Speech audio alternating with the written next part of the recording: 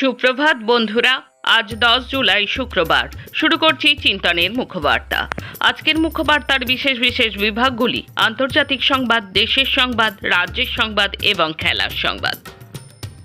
আন্তর্জাতিক সংবাদ। আবার ইরানের পরমাণু কেন্দ্রে হামলা চালালো আমেরিকা। ব্যবধান 1 বছরের। বৃহস্পতিবার তেহরান অভিযোগ করেছে তাদের বুশেহার পরমাণু বিদ্যুৎ কেন্দ্রে মার্কিন যুদ্ধবিমান হামলা চালিয়েছে। পাল্টা পশ্চিম এশিয়ার 4টি দেশে মার্কিন সেনাঘাঁটিতে শনিবার হামলা চালিয়েছে ইরান। পাল্টা হামলার মধ্যেই নিজের জন্মস্থান মাজাহার শহরের লক্ষ লক্ষ অনুরাগীর উপস্থিতিতে বৃহস্পতিবার রাতে সমাহিত করা হয়েছে নিহত সর্বোচ্চ নেতা আয়াতুল্লাহ আলী খামেনিকে। অষ্টম শ্রেয়া ইমাম রেজার পবিত্র মাজারে তাঁর শেষকৃত্য হয়।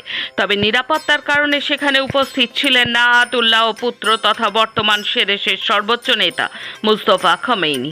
প্রসঙ্গত 28শে ফেব্রুয়ারি ইরানের বিরুদ্ধে অপারেশন এপিক ফিউরি শুরু করেছিল পেন্টাগন। সেই দিনই নিহত হয়েছিলেন আয়াতুল্লাহ। নতুন করে যুদ্ধ শুরুর দ্বিতীয় দিনে কুয়েত, বাহরাইন এবং কাতারে হামলা চালালো ইরান। পশ্চিম এশিয়ায় আমেরিকার মিত্র ওই 3 দেশে মার্কিন সেনাঘাঁটি নিশানা করে ইরানের ইসলামী রেভলিউশনারি গার্ডস কোর ক্ষেপণাস্ত্র হামলা চালায়। জবাবে ইরানের প্রায় 61 লক্ষ্যে বিমান হামলা চালিয়েছে মার্কিন সেনার সেন্ট্রাল কমান্ড। তাতে নিহত হয়েছেন অন্তত 15 জন। নতুন দুদিনে এই নিয়ে ইরানের প্রায় 200টি এলাকায় হামলা চালিয়েছে আমেরিকা। এর ফলে গত 17 জুন মার্কিন প্রেসিডেন্ট ডোনাল্ড ট্রাম্প এবং ইরানের প্রেসিডেন্ট মাসুদ পেজেশকিয়ানের সই করা অন্তর্বর্তী যুদ্ধবিরতি সমঝোতা কার্যত নিষ্ফল হয়ে পড়ল। এই পরিস্থিতিতে বৃহস্পতিবার বিকেলে পশ্চিম এশিয়ার দেশ জর্ডানের রাজধানী আম্মানে বারবার সাইরেন বেজেছে বলে সংবাদ সংস্থা রয়টার্স জানাচ্ছে। ফলে আশঙ্কা করা হচ্ছে সেখানেও ড্রোন বা ক্ষেপণাস্ত্র হামলা হয়েছে। যুক্তরাষ্ট্রের প্রেসিডেন্ট ডোনাল্ড ট্রাম্পের সঙ্গে শীর্ষ সম্মেলনের আগে তুরস্কে কয়েক হাজার কোটি ডলারের অস্ত্র চুক্তি ঘোষণা করলেন পশ্চিম সামরিক জোট ন্যাটোর নেতারা। মূলত ইউরোপের প্রতিরক্ষায় নিজেদের ব্যয় বাড়ানোর যে মার্কিন আহ্বান ছিল তাতে সাড়া দেওয়ার বার্তা দিতেই এই ঘোষণা দেওয়া হয়। মঙ্গলবার তুরস্কের রাজধানী আঙ্কারায় প্রতিরক্ষা শিল্প ফোরামের এক অনুষ্ঠানে উৎসবমুখর পরিবেশে এইসব উদ্যোগের কথা জানান ন্যাটো মহাসচিব মার্ক রুটে। তিনি ন্যাটোভুক্ত দেশগুলোর প্রতিনিধিদের একে একে মঞ্চে ডেকে নেন। এই সময় বড় পর্দায় বিভিন্ন চুক্তির আর্থিক মূল্য প্রদর্শন করা হয়। আরব সাগরে 5 ক্রু সহ পাকিস্তানের মালবাহী উড়োজাহাজ নিখোঁজ। সংযুক্ত আরব আমিরাতের শারজা থেকে করাচি যাওয়ার পথে K2 এয়ারওয়েজ মালবাহী বোয়িং 737-400 নামের একটি উড়োজাহাজ নিখোঁজ হয়ে গেছে। মঙ্গলবার গভীর রাতে করাচি থেকে প্রায় 300 কিলোমিটার পশ্চিমে আরব সাগরের ওপর রাডার থেকে যোগাযোগ বিচ্ছিন্ন হয়ে যায় মালবাহী উড়োজাহাজটির। প্রতিবেদন অনুযায়ী পাকিস্তান আকাশ সীমার কাছাকাছি পৌঁছানোর পর করাচি থেকে প্রায় 300 কিলোমিটার পশ্চিমে উড়োজাহাজটির যোগাযোগ বিচ্ছিন্ন হয়ে পড়ে। ফ্লাইটের সময় পাইলট একটি নেভিগেশন সমস্যার কথা জানিয়েছিলেন এবং এরিয়া কন্ট্রোল সেন্টারের কাছে সহায়তা চেয়েছিলেন। K2 এয়ারওয়েজ করাচি ভিত্তিক এই বেসরকারি উড়োজাহাজ সংস্থা। সিন্দুর অভিযানের সময় পাকিস্তানের সহযোগী দেশের পাশে ছিলেন ট্রাম্প। F-35 স্টেলেথ যুদ্ধ বিমান বিক্রির বার্তাও দিয়েছিলেন। গত বছর অপারেশন সিন্দুর পরবর্তী সংঘাতের সময় পাকিস্তানকে সরাসরি সমর্থন ও সামরিক সহযোগিতা করেছিল 3টি দেশ। ফলে তাদের সঙ্গে কূটনৈতিক টানাপোড়েন রয়েছে নয়াদিল্লির। মাঝ আকাশে হামলার আশঙ্কায় রয়েছে ট্রাম্প। বিমানের জানলা বন্ধ করে নির্দেশ দিয়ে বললেন, ইরানের হিট লিস্টে 1 নম্বরে রয়েছি আমি। নিউ ইয়র্কে গাড়ি দুর্ঘটনায় মৃত্যু ভারতীয় পরিবার বন্ধুদের সঙ্গে মন্দিরে যাচ্ছিলেন অন্ধ্রপ্রদেশের তরুণী। পুলিশ জানিয়েছে মৃত ওই তরুণীর নাম প্রসন্ন আলতুরি। তিনি নিউ ইয়র্কের স্পেস বিশ্ববিদ্যালয়ে লুবিন স্কুল অব বিজনেসের ছাত্রী ছিলেন। আসছি দেশের খবরে। ফের এক নৃশংস নির্মম অপরাধ ঘটে গেল উত্তর পূর্বের বিজেপি শাসিত রাজ্য আসামে। 8 বছরের এক নাবালিকাকে ভুলিয়ে বাড়ির কাছে এক জঙ্গলে নিয়ে গিয়ে যৌন নির্যাতন এবং খুন করার অভিযোগ উঠল 22 বছর বয়সী এক যুবকের বিরুদ্ধে। আসামের শ্রীভূমি জেলায় এই ঘটনাটি ঘটেছে। এই ঘটনাকে কেন্দ্র করে রণক্ষেত্রের চেহারা নেয় এলাকা। পুলিশি নিষ্ক্রিয়তার অভিযোগে ক্ষোভে ফেটে পড়েন স্থানীয় বাসিন্দারা। অভিযুক্তকে গ্রামবাসীরাই ধরে পুলিশের হাতে তুলে দেয়। পুলিশ সূত্রে জানা গিয়েছে বুধবার সকাল থেকেই নিখোঁজ ছিল ওই নাবালিকা। ছোটদের সমাজ মাধ্যম ব্যবহারে নিষেধাজ্ঞা জারি করেছে অস্ট্রেলিয়া সরকার। 16 বছরের কম বয়সীরা যাতে সমাজ মাধ্যমে অ্যাকাউন্ট খুলতে না পারে তা নিশ্চিত করতে কঠোর আইন আনা হয়েছে। অস্ট্রেলিয়ার এই নীতির প্রশংসা করলেন ভারতের প্রধানমন্ত্রী নরেন্দ্র মোদী। মেলবোর্নে দাঁড়িয়ে তিনি জানালেন, অস্ট্রেলিয়ার আইন কানুন থেকে ভারত অনেক কিছু শিখছে। সারা বিশ্বের কাছেই তা শিক্ষণীয়।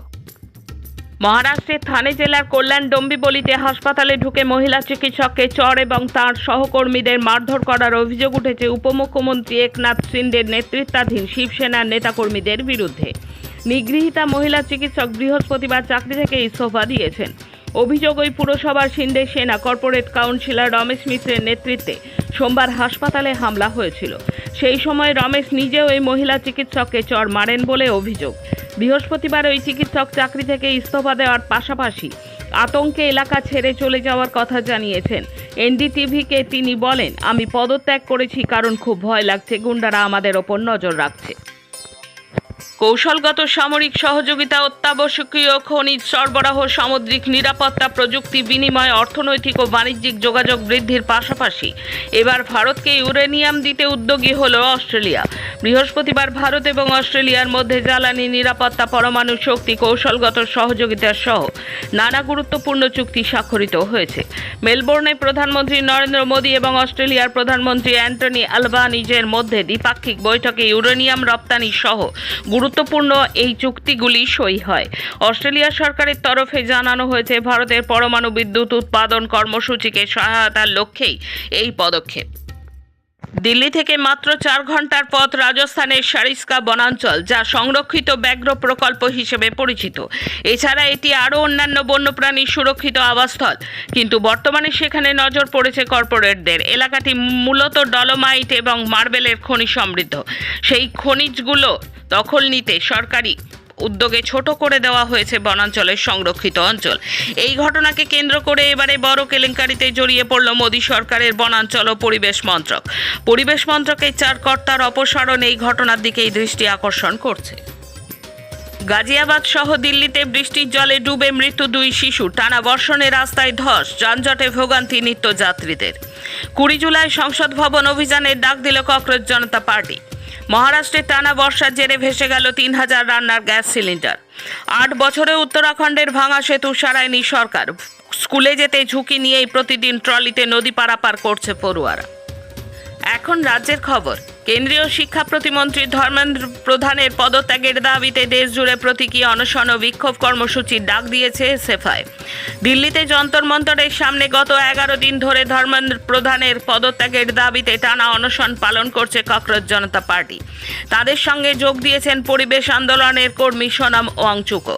বৃহস্পতিবার কলকাতার কলেজ স্ট্রিটে কলকাতা বিশ্ববিদ্যালয়ের সামনে সকাল থেকে অবস্থান বিক্ষোভ করা হয় এসএফআই পশ্চিমবঙ্গ রাজ্য কমিটির তরফে।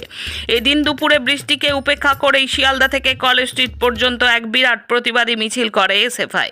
ধর্মেন্দ্র প্রধানের পদত্যাগের পাশাপাশি বারুইপুরে নাবালিকা ছাত্রী ধর্ষণ ও খুনের ঘটনায় অভিযুক্ত সকল দোষীদের শাস্তির দাবিও করা হয় মিছিল থেকে। এছাড়াও রাজ্যের বিভিন্ন কলেজ, বিশ্ববিদ্যালয়, বিজেপি, এবিভিপির তাণ্ডবের বিরুদ্ধে সোচ্চার হয়েছে নেতৃবৃন্দ।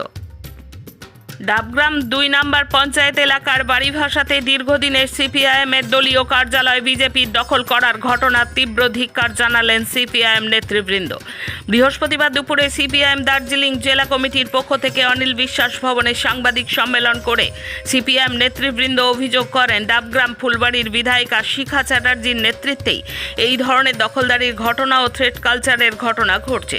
শুধু তাই নয়, পার্টি দপ্তর দখলের পুরো ঘটনা জানিয়ে এনজেপি পুলিশ স্টেশনে এফআইআর করা হলেও এখনো পর্যন্ত এফআইআরের রিসিভিং কপি দেওয়া হয়নি। এনজেপি পুলিশ স্টেশনের আইসি বারবার নেতৃবৃন্দকে ডেকে হয়রান করছে। সাংবাদিক বৈঠকের মধ্যে দিয়ে বিজেপির শীর্ষ নেতৃত্বের দৃষ্টি আকর্ষণ করে অবিলম্বে সিপিআইএমের পার্টি দপ্তর পুনরুদ্ধারের দাবি জানান। আবার মেয়াদ উত্তীর্ণ স্যালাইন দেওয়ার অভিযোগ সামনে এলো। মেদিনীপুর শহরের বিদ্যাসাগর পল্লীর বাসিন্দা রোগী মানসী দে গত 5 জুলাই স্ট্রোকে আক্রান্ত হওয়ার পর তাকে মেদিনীপুর মেডিকেল কলেজে ভর্তি করা হয়। পরিবারের দাবি, গত 8 জুলাই স্যালাইন চলাকালীন রোগীর বুকে জ্বালা পোড়ার কথা জানান। এরপর তার ছেলে স্যালাইনের বোতল পরীক্ষা করে দেখেন তাতে থাকা মেয়াদ শেষ হওয়ার তারিখ চলতি বছরের মার্চ মাস। তিনি প্রশ্ন তোলেন, স্ট্রোক ছাড়াও আমার মায়ের একাধিক শারীরিক সমস্যা রয়েছে, তা সত্ত্বেও কিভাবে তাকে মেয়াদ উত্তীর্ণ স্যালাইন দেওয়া হলো তার জবাব চাই। অভিযোগ সামনে আসার পর রোগীকে দ্রুত নিবিড় পরিচর্যা কেন্দ্রে স্থানান্তর করা হয়। একই সঙ্গে হাসপাতাল কর্তৃপক্ষ আভ্যন্তরীণ তদন্ত শুরু করেছে। 3 কোটির বেশি টাকা আত্মসাৎ করার পরও কেন গ্রেপ্তার করা হয়নি সংঘের নেত্রী মালবিকা বেরাকে, এই প্রশ্ন তুলে তীব্র ক্ষোভে গ্রাম পঞ্চায়েত দপ্তরের সামনে রাস্তা অবরোধ করে তুমুল বিক্ষোভ চলল ডেবরার সত্যপুরে। সরকার পরিবর্তনের পরও অবস্থান পরিবর্তন হয়নি। গত 3 মাসে শত শত স্বনির্ভর গোষ্ঠীর মহিলাদের সর্বস্ব লুট করেছে এইভাবেই। মর্মান্তিক ঘটনা ঘটে গেল পূর্ব মেদিনীপুর জেলার খেজুরি 1 ব্লকে কামারদা অঞ্চলের আমজাদনগরে। জলে ডুবে প্রাণ হারালো এক পরিবারের 3 শিশু। মৃত 3 শিশুর নাম সৃজিত দাস, মধুমিতা দাস এবং উষসী দাস। বৃহস্পতিবার সকাল 11:30 নাগাদ ভাই বোনেরা পুকুরে স্নান করতে যায়। দীর্ঘক্ষণ তাদের দেখতে না পেয়ে পুকুরের দিকে গেলে একজনকে ভেসে থাকতে দেখে। তারপরেই পুকুর থেকে 3 জনকে উদ্ধার করা হয়। হাসপাতালে নিয়ে গেলে তাদের মৃত বলে ঘোষণা করে। শেষে খেলার খবর। উইম্বলডনে পুরুষ এককের সেমিফাইনালে পৌঁছেছেন নোভাক জোকোভিচ। অন্যদিকে উইম্বলডনের নারী এককে চেক প্রজাতন্ত্রের ক্যারোলিনা মুচোভা ফাইনালে জায়গা করে নিয়েছেন। গপকে হারালেন মুচোভা। কুস্তিউকের বিদায় নোশাকোভার হাতে। পাশাপাশি ভারতের আরব পাপারকার জুনিয়র বয়েজ সিঙ্গলসের কোয়ার্টার ফাইনালে জায়গা করে নিয়েছেন। ফিফা বিশ্বকাপ 2026 সেমিফাইনালে ফ্রান্স। কোয়ার্টার ফাইনালে মরক্কোকে 2-0 গোলে হারিয়ে টানা তৃতীয়বারের মতো বিশ্বকাপের সেমিফাইনালে উঠেছে ফ্রান্স। প্রথমার্ধে পেনাল্টি মিস করলেও দ্বিতীয়ার্ধে দুর্দান্ত গোল করে ম্যাচের নায়ক বনে যান কিলিয়ান এমবাপে। অন্য গোলটি করেন ওসমান দেম্বেলে। আজকের মুখ্য বার্তা এই পর্যন্ত। নমস্কার।